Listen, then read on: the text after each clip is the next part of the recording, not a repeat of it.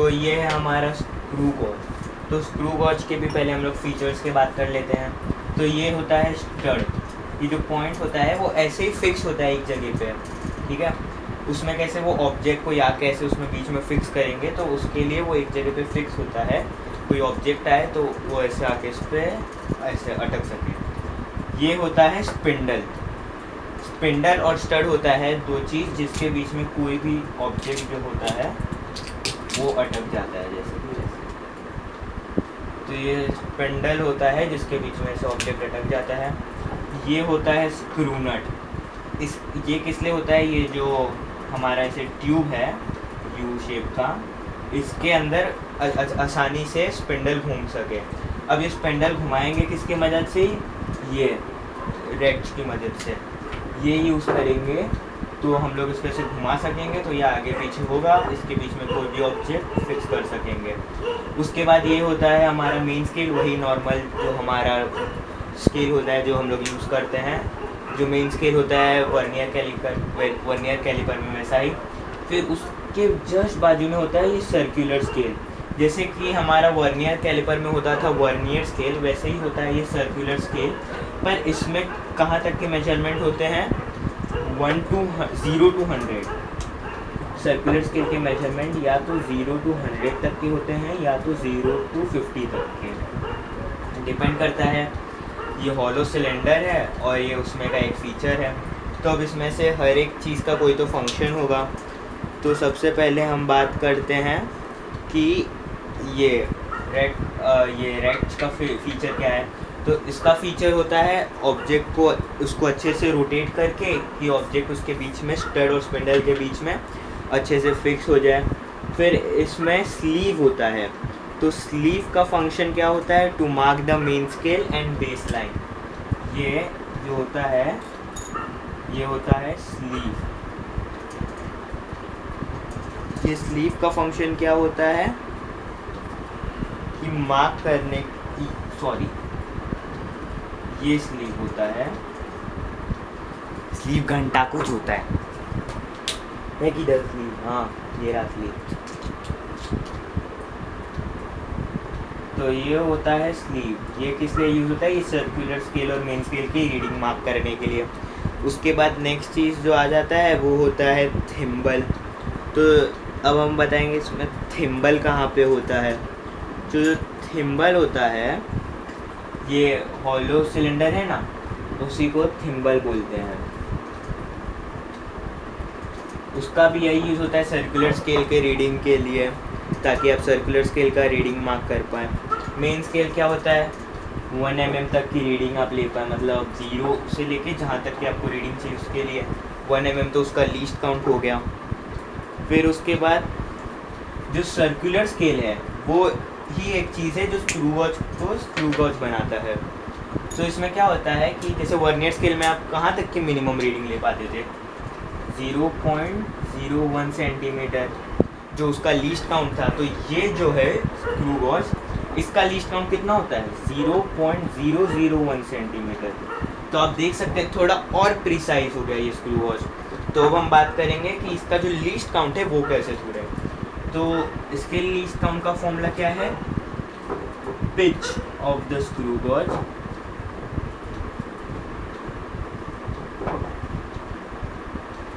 जो पिच होता है स्क्रू गॉज का, उसको डिवाइड करना है by the total number of division on it circular scale. ये जो सर्कुलर स्केल है उस पर कितने डिवीजन है, right. Total number of division on circular scale, ये तो फॉर्मूला हो गया। तो अब इसको फाइंड आउट कैसे करेंगे। सबसे पहले बात करते हैं इसके पिच की। पिच क्या होता है, ये जो नट होता है, जैसे कि आपने अपने नॉर्मल स्क्रू भी देखा होगा, उसमें ऐसे ऐसे अलग अलग ऐसे सर्कल राउंड होता है। वो किस लिए कि वो दीवार में अच्छे से फिट हो जाए घुमा के। तो वैसे इसमें भी वो सेम चीज़ होता है। तो अगर आप पिच क्या होता है, ये जो रैच है उसकी मदद से आप उसको एक बार घुमाएंगे तो जितना अंदर वो डिस्टेंस जाता है, ये कितना अंदर गया, जैसे 1 mm से गया, तो ये होगा उसका पिच। तो पिच क्या होता है? Pitch of a screw is the distance moved along its axis.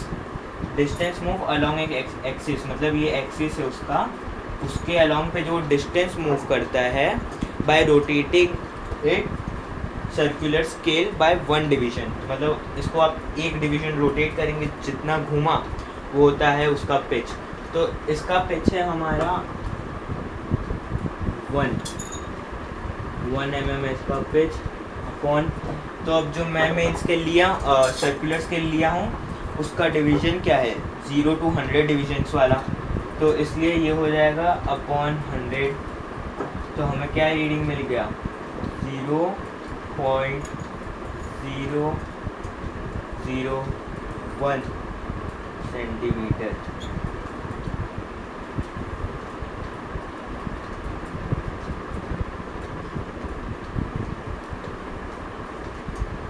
क्योंकि ये हमारा सेंटीमीटर में मैंने लिखा है, वरना ऐसे नॉर्मल लिखेंगे तो 0.01 mm।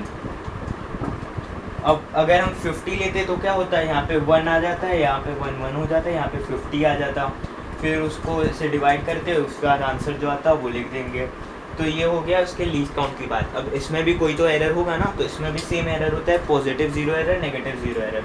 तो अब देखते हैं उन दोनों को हम लोग कैसे फाइंड आउट करेंगे।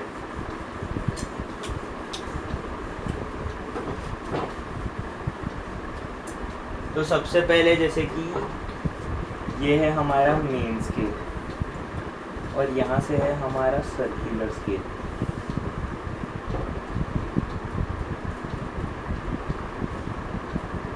तो अब हम बात करेंगे पॉजिटिव 0 एरर की। तो इस एरर में क्या होता है? ये जो 0 है मेन स्केल का, मतलब हम उसको एकदम टाइट कर देंगे, और अगर ये कोइंसाइड, जैसे जो अब इसमें तो राइट हैंड साइड और लेफ्ट हैंड साइड हम लोग ले नहीं सकते, तो इसमें अगर 0 जो है वो ये 0 के नीचे चला गया, जैसे कि यहाँ पे ये 5 से कोइंसाइड हो गया, यहाँ पे 10 है और यहाँ पे 0।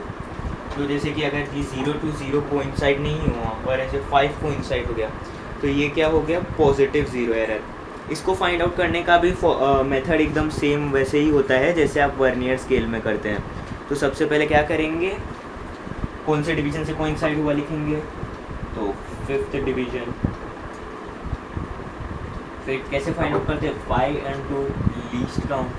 लीस्ट काउंट कितना है? 0.001 सेंटीमीटर, तो हो जाएगा 0.005 सेंटीमीटर। ये हो जाएगा उसका लीस्ट काउंट। ठीक है, तो आपको लीस्ट काउंट मिल गया कब? जब उसका लीस्ट काउंट बोल रहा हूँ मैं, सॉरी, पॉजिटिव 0 एरर कितने का है। अब हम बात करते हैं नेगेटिव 0 एरर की। वो कैसे होगा? ये हमारे वापस फिर से मेन स्केल ड्रॉ कर लेते हैं। ये सर्कुलर स्केल, तो ये हो गया हमारा 0। उसके बाद सर्कुलर स्केल में, जैसे मेन स्केल में कैसे ये जो 5th डिवीजन से कोइंसाइड हो रहा था, 0 से नहीं, तो अब सर्कुलर स्केल में कैसा होगा कि 0 ऊपर चले जाएगा। 0 ऊपर चला गया, यहाँ पे 95 आ गया, यहाँ पे 90, इसको रोटेट करते गए तो 0 ऊपर चला गया। फिर इसमें देखना है कौन से डिवीजन से कोइंसाइड हुआ, 95। तो उसमें कैसे, जितने मेन स्केल वर्नियर स्केल पे कैसा था, 10 डिवीजन थे, तो 10 माइनस जो मिला, तो इसमें हमने कितना लिया है? 100 डिवीजन्स। तो इसलिए इसमें करेंगे 100 माइनस 95। ठीक है, तो अब इसको लिख देंगे ऐसे ही 100 माइनस 95। फिर उसके बाद 5 कितना होगा? ये least count, 5 into 0.001 centimetre. Answer कितना मिल जाएगा? 0.005 सेंटीमीटर। है क्या ये? नेगेटिव 0 एरर है ना, तो नेगेटिव नेगेटिव नेगेटिव आ जाएगा, हट जाएगा। इसमें भी सेम लेते हैं कि अगर किसी चीज़ का हमें मेजरमेंट जो है वो 20 सेंटीमीटर मिला, तो कैसा करना है? 20 माइनस 0.05। तो अब आपको आंसर क्या मिल जाएगा? 20 माइनस 0.005 करके 19.095 सेंटीमीटर। तो ये हो जाएगा आपका ज़ीरो एरर सब क्लियर करके करेक्ट रीडिंग। इस साइड करेंगे तो 20 माइनस साइन के साथ लिखना -0.05 सेंटीमीटर। फिर ये कैसा हो जाएगा 20 प्लस 0.005। तो आंसर कितना मिलेगा 20.005 सेंटीमीटर। तो ये अब आप समझ गए। इसमें भी बस आपको इतना ही पढ़ना है एग्ज़ाम के लिए, उससे ज़्यादा कुछ नहीं आने वाला है। जो डेफिनेशन होते हैं, जो यूजेस होते हैं अलग अलग फीचर्स के, वो अच्छे से पढ़ लीजिएगा। और लीस्ट काउंट कैसे काउंट करते हैं, मेजर करते हैं, वो पढ़ लीजिएगा। इसके बाद हम मिलेंगे नेक्स्ट वीडियो में, जो होगा पार्ट सी इस चैप्टर का। अगर आपको कोई भी डाउट या प्रॉब्लम आए तो कमेंट में पूछ लेना, हम आपको रिप्लाई कर देंगे।